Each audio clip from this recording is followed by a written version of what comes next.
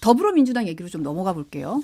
양문석 후보에 대한 재검증 요청했던 이 김부겸 공동선대위원장이 오늘 아침 라디오에서 일단 이 문제는 정리하고 총선 승리라는 한 가지 목표로 매진하는 게 옳다라고 밝혔어요. 그러니까 결국 그냥 오늘부터 사실 후보 등록이니까 이제 이 문제 더 이상 거론하지 않겠다 뭐 이런 의미로 봐야 될까요?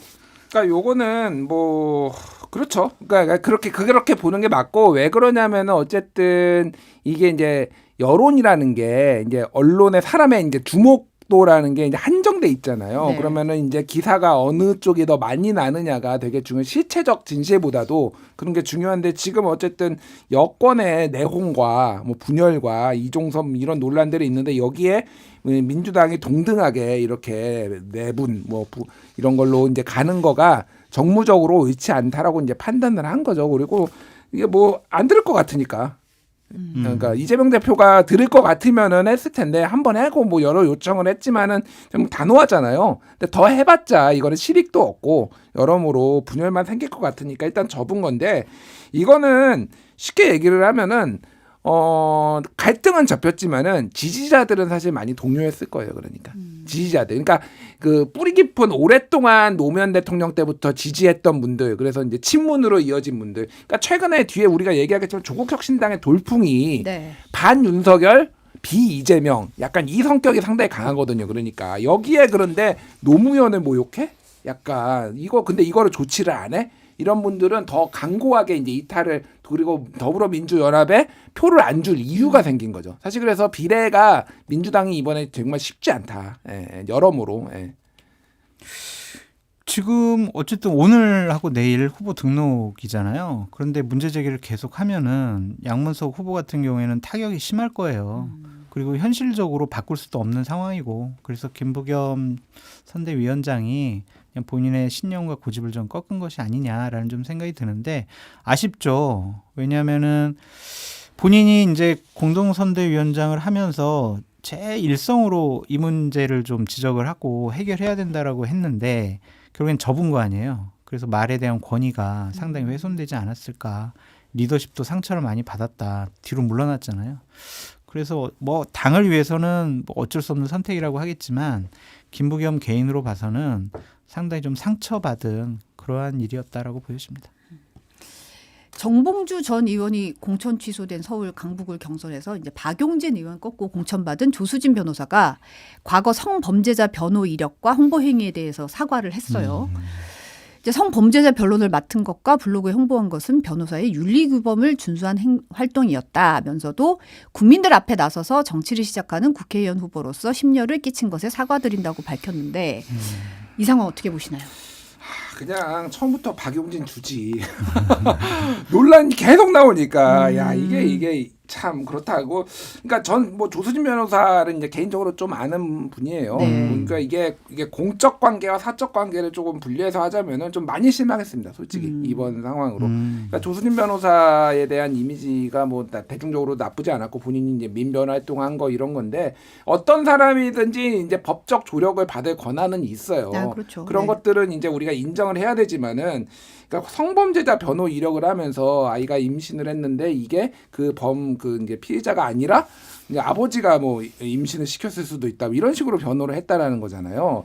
이게 상식적으로 말이 되나? 그러니까 그쪽 반대쪽의 변호사 쪽은 뭐 이제 말도 안 되고 기가 찼다 뭐 이런 식으로 인터뷰도 나왔는데 여러모로 봤을 때 뭐 그리고 임금 체불 지금 뭐 그 기업인 뭐 이것도 변호했다 이런 얘기도 나오고 있고 이게 비슷하게 계속 나올 수도 있을 것 같아요.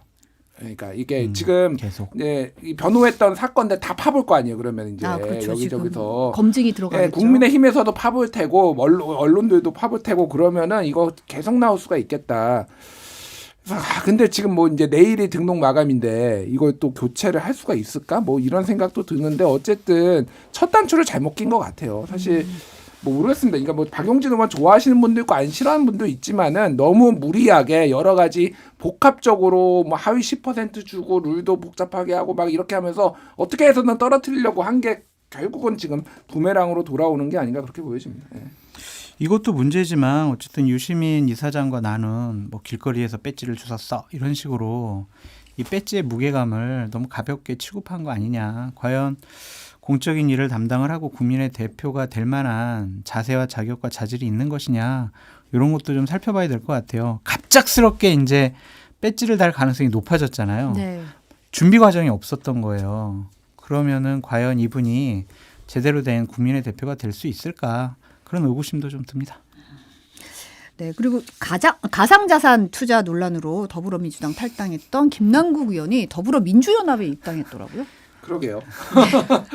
별로 이제 코멘트를 뭐라고 해야 될지 잘 모르겠어요. 그러니까 입당도 자유, 탈당도 자유 뭐 이렇게 이제 예전에 이재명 대표가 말씀하셨는데 뭐 잊혀지기는 했죠. 근데 김남국 의원 같은 경우에는 의원의 어떤 기본적인 자질 문제 뭐 이런 걸로 되게 심각했잖아요. 글쎄 뭐 입당에 뭐 거부를 하는 것도 뭐 이상했을 모양새지만 결국은 이제 사람들이 생각하는 거는 결국은 이제 면죄부를 주려는 거 아니냐. 이제 정치 활동 자숙 기간이라는 게 너무 짧아요. 그렇게 본다라면은 저는 사실은 이거는 조금 너무 이제 성급하고 이 당에도 도움이 될까? 솔직히 얘기하면 김남국이 뭐 지지자분들이야 좋아하겠죠. 좋아하는 분들도 있겠지만은 중도층이 봤을 때 이게 조금 지금 상황에서 김남국이 도움이 될까? 정무적 판단이 좀 저는 아쉽다. 민주당 뭐 입장에서는. 네. 저는 민주당의 이번 선거 결과에 대한 인식이 나타났다고 보여지는 거예요. 인식이 나타났다. 이번 선거 우리가 유리하다. 우리가 과반수 이상 압도적인 의석을 얻을 수 있겠다. 승리할 수 있다라고 생각을 하는 거예요. 만약에 불리하다 지금 어렵다 그러면은 김남국 의원이 그 비례연합정당에 가는 거를 당 지도부가 용인을 하겠냐고요. 그러니까 요 정도 해가지고 그냥 그러면 거기 9석 그러면 우리가 기호 3번 받을 수가 있네. 야, 이렇게 하면은 우리가 더 많이 의석 얻을 수 있으니까 김남국 논란은 선거에 영향을 별로 끼치지 않을 거야. 그러니까 그냥 이거 입당시켜도 괜찮겠어. 라는 선거 결과에 대한 낙관론, 교만, 오만이 이런 사태를 불러일으켰다고 보여지고 김남국 의원 DNA에는요.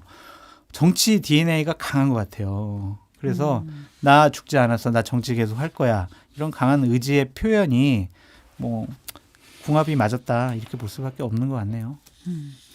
최근 민주당의 한병도 선대위 전략본부장이 예상 의석수 153석 플러스 알파라고 밝혔어요. 근데 이제 이후에 김민석 선대위 종합상황실장이 뭐 최대 희망이다.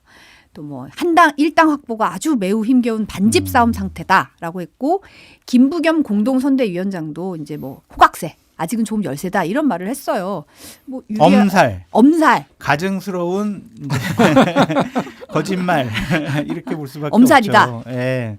그러니까 이게 선거를 앞두고 저희가 뭐 압도적인 과반수석 180석 얻을 수 있어요. 교만하네, 오만하네. 국민들을 또 견제하잖아요. 그러한 교만 오만 프레임에 공격당하지 않기 위해서 최대한 좀 엄살 부리는 것이 아니냐라는 몸을 낮추는 거다. 이거는 이제 국민의힘도 마찬가지일 거예요. 저 한 석만 더 주세요. 한 석이 부족합니다.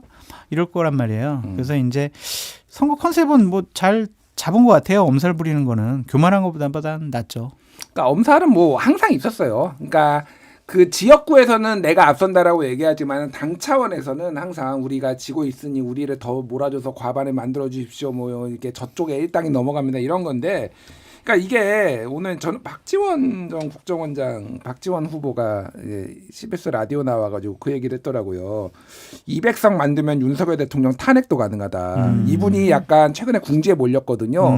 그러니까 조국 저 적신당 조국 대표하고 명예당원 얘기했다가 지금 경고 먹고 그러니까 이제 강하게 지지층을 또 이제 뭐 이렇게 소구해야 될 필요성이 있는데 박지원 원장이 훌륭하신 분이에요. 그런데 남의 얘기를 할 때는 조금 잘 맞는데 본인한테는 이게 잘 적용이 안 된다. 왜 그러냐면 이분이 대표적으로 얘기했던 게 선거랑 골프는 고개 쳐두면 바로 진다라고 했는데 본인이 지금 200석 얘기를 하고 이렇게 하면은 이게 그러니까 본인이 급하다고 막 이렇게 얘기하시는 게 좀 맞나 그 생각이 들어요. 네.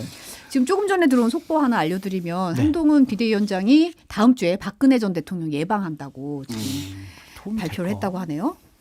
아니 될까? 저는 도움 그러니까 될 거라고 봐요. 왜요? 왜 도움이 됐냐면은 지금 최근에 한동훈 비대위원장을 둘러싼 강성 보수들의 움직임이 심상치 않거든요. 야, 얘 좌파 지금 첩자가 들어와가지고 김경률 같은 애 불러다가 지금 이 좌파로 만드는 거 아니야? 막 이런 게 무슨 TV 고 땡땡 TV 뭐 김 땡땡 TV 막 이게 썸네일이 다 그거예요 지금. 한동훈 비판하고 욕하고 그러니까 약간 보수층이 이완된 부분이 있어요. 그 부분에 있어서 그리고 게다가 이제 윤석열 대통령하고 갈등 이런 것까지 있으면은 조금 도움이 될 수는 있다고 봅니다. 보수층 결집은 어쨌든. 아니 근데 보수가 민주당이나 조국당을 찍을 리는 없잖아요. 근데 한동훈 우리 비대위원장까지 공화당이나 다른 데 갈 수도 있지. 뭐 거기 출마자들이 별로 없어요. 아니 뭐가 됐든 이거. 근데 하여튼 중도층이 또 박근혜 전 대통령을 또 만나러 가 이런 생각하게 될 것 같아요. 그래서 적극적으로 반대는 하지 않겠지만은 주저하게 만들 것 같다는 생각이 듭니다. 네. 좀 좋은 생각은 아닌 것 같아요. 그리고 조금 전에 들어온 또 송영길 전 대표의 소나무당 아이. 비례 1번이 노영희 변호사, 2번이 변희재 아니 그것까지 전 우리가 미디어워치 언급해야 돼요. 대표 얘기해야 돼요. 손혜원 전 더불어민주당 의원이 이제 1, 2, 3번을 받았다고 발표가 됐네요.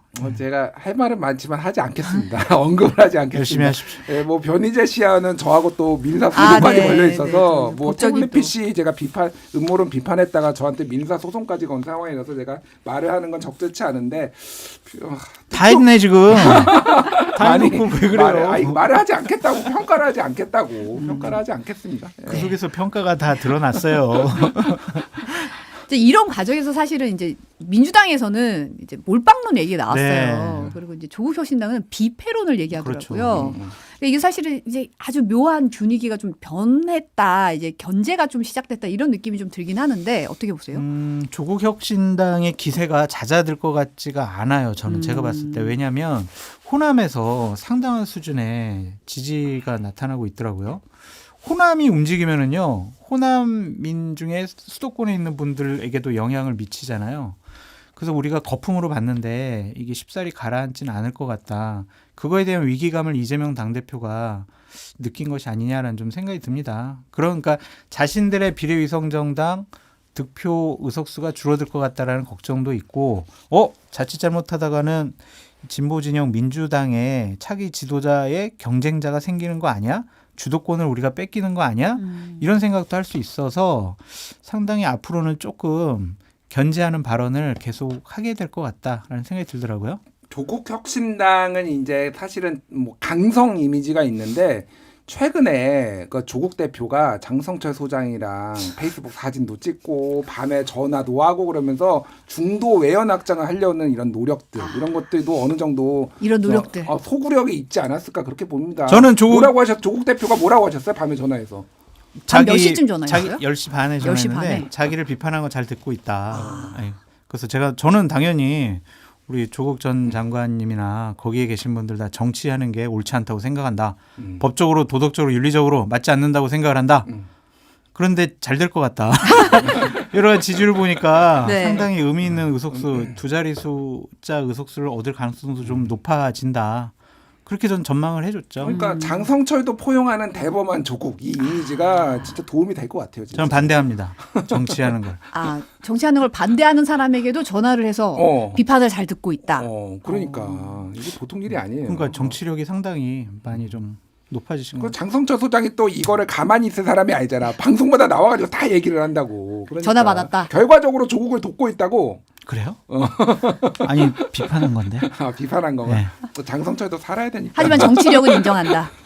그렇죠. 솔직히 만약에 제가 국민의힘이나 뭐 용산을 많이 비판을 하잖아요. 그러면은 방송에 공문 보내가지고 장성철 출연시키지 말라고 하는 것보다 불러가지고 야 장 소장 이건 말이야 이건 이렇고 저렇고 설명을 해주고 얘기를 하면 저도 이해되는 면이 있으면 비판의 강도도 좀 낮아지고 옹호할 텐데 그게 아니라 장성철 방송 출연시키면 안 된다 죽여라 막 드럼통에 빠뜨리자 이러니까 저도 저 보호해야 되잖아요. 그러니까 저도 어쩔 수 없는 건데 그러니까 정치인 분들은 본인에게 상당히 불편하고 힘든 얘기를 듣는 것을 좋아하진 않아요. 그렇더라도 반대자들을 좀 설득시키고 최대한 비판의 강도를 낮추는 게 정치인들의 뭐 본 모습이 아니냐. 조국 전 장관이 상당히 정치적으로 많이 성숙해진 것 같다는 생각이 들어요. 그래도 법률적으로 문제가 있기 때문에 정치하는 것은 적절해 보이지 않습니다. 이 얘기는 안철수 의원님 고소 좀 취하해 주세요. 지금 그 얘기예요. 지금 쓴소리도 좀 듣고 그리고 국민의힘 내 고발한 거 취하라고 좀 공당이 무슨 그런 거 가지고 고발을 해. 응? 그러니까 이틀만. 정치인들이 정치적으로 모든 일들을 해결하려고 해야지 법정 소송을 하는 것은 좀 옳지 않아 보여요. 그런 근데 느낌. 사실 정치인 입장에서는 얘기를 해주는 안 하는 언급이 안 되는 것보다는 그래도 언급이 되는 게 좋지 않나요?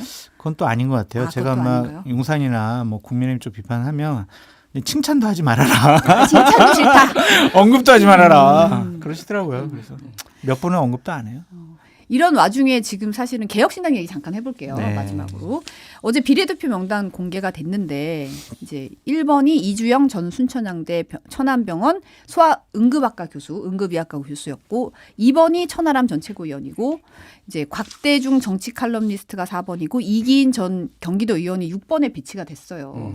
근데 사실은 이 비례 명단 발표와 함께 지금 뭐 분위기가 심상치 않더라고요. 아유, 난리 났어요. 네. 저는 당이 어쩌면은 총선을 제대로 치를 수 있을까라는 걱정이 들 정도로 많은 분들이 반발을 하고 그만두고 뭐 당의 애정이 떨어졌다고 하는 분들도 많이 있어요. 특히 총선을 치르려면 사무총장이 상당히 중요한 역할을 할 수밖에 없거든요. 뭐 예산 그리고 여러 가지 선거 전략, 뭐 총괄 선대 본부장 같은 역할을 해야 되는데 지금 뭐 사무총장, 부총장이 다 그만두겠다고 하고 네. 특히 이제 양양자 의원 같은 경우에는 이준석 대표에 대한 상당히 애정이 있고 지금 개혁신당의 원내대표를 맡고 있잖아요. 이분이 2시 반에 탈당할 것으로 예상되는 기자회견을 한다고 해요. 이런 점들을 보면 이준석 대표의 당대표로서의 리더십과 정치적인 판단에 대해서 많은 분들이 다시 생각할 수도 있다라고 보여집니다. 이준석 대표는 오전에 기자회견을 통해 가지고 김종인 위원장이 선택한 대로 그대로 그냥 가겠다라고 얘기를 했거든요. 선거를 치르는데 양양자 의원을 선택을 해야 될지 김종인 위원장 선택해야 될지 그 기로였는데 양양자 의원 떠나가는 거를 붙잡을 생각도 없고 노력도 안 한 것 같아요. 과연 이것이 맞는 것인가라는 좀 생각이 들어서 참 개혁신당에 커다란 장애물이 또 하나가 생겼다. 상당히 우려스럽다라고 말씀드립니다. 뭐 2차 이제 당내 갈등 뭐 이렇게 정도 봐야 될 것 같은데 이게 원래 잘 되는 집은 먹을 것도 많고요. 네. 이렇게 싸울 일도 없어요. 네. 근데 안 되는 집이 원래 이렇게 치열하게 싸웁니다. 예를 들면 예전에 이제 정의당 같은 경우에도 지역구에서 안 되니까 모두가 다 비례해가지고 어떻게 하면은 이걸로 할까 막 다 진짜 총동원하고 뭐 여러 가지 사건도 있었는데 이게 그런 거예요. 그래서 좀 안타깝다. 개인적으로 안타깝다라고 이제 보면 될 것 같고 이게 지역구에도 지금 그나마 이제 좀 가능성이 있었던 이준석 대표, 그러니까 이준석 후보한테도 좀 영향을 줄 것 같아요. 좀 근데 뭐 조금 이제 아직은 천하람이 2번으로 간 거는 저는 긍정적으로 봅니다. 왜냐하면은 천하람 다행이죠. 후보는 왜냐하면은 그 지지자들 이준석 대표를 포함한 원래 그 본류의 지지자들도 호감도가 높은 데다가 다른 정당에 예를 들면 그 민주당이 됐든 뭐 중도가 됐든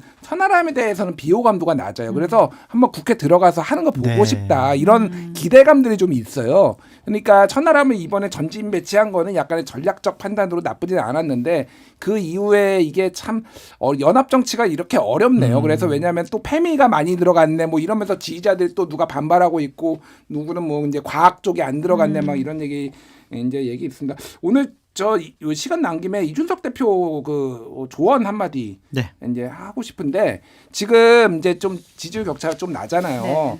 근데 사실은 여기 화성을이라는 데가 이원우 의원이 지난번에 2020년에 65%로 당선이 된대요. 민주당 지지세가 매우 강한 데거든요. 사실은 여기가 이제 반도체 이것도 양양자 의원까지 이제 물러서면은 이제 이거가 좀 명분이 되게 약해요, 사실은. 그래서 저는 이제 이거 아주 현실적인 전략인데 저는 지금은 반윤석열을 이제 그 전선을 타야 되는 게 맞는 것 같고 이준석의 당선이 윤석열 심판이다 이런 메시지가 나오는 게 맞을 것 같아요. 그러니까 아, 가장 예. 그게 왜 그러냐면 가장 많이 탄압을 받았고 어려움을 겪었던 사람 중에 한 명이잖아요. 사실 거기에는 뭐 조국도 있고 이재명도 있지만은 그 앞서서는 사실 그 이준석 대표가 상당히 스포트라이트 받고 그래서 이준석을 찍어내는 것이 가장 목표였던 시절이 국민의힘에 있었고 윤석열 대통령 시절이 있었으면은 지금은 민주당 지지자들의 마음은 어느 정도 중도 성향이 그 사람들을 돌리려면은 사실은 그 메시지가 나오는 게 지금은 앞으로 남은 기간은 거기에 집중하는 게 맞지 않나 그 생각이 들어요. 네. 전 거기에다가 그 윤석열 대통령에 대한 공격과 심판의 목소리만 높이는 것보다 이재명 당대표에 대해서도 실망을 하고 좀 정치권에 있는 게 맞아라고 생각하는 분들도 있거든요. 그래서 저는 쌍으로 윤석열, 이재명 심판하겠습니다. 집으로 보내겠습니다.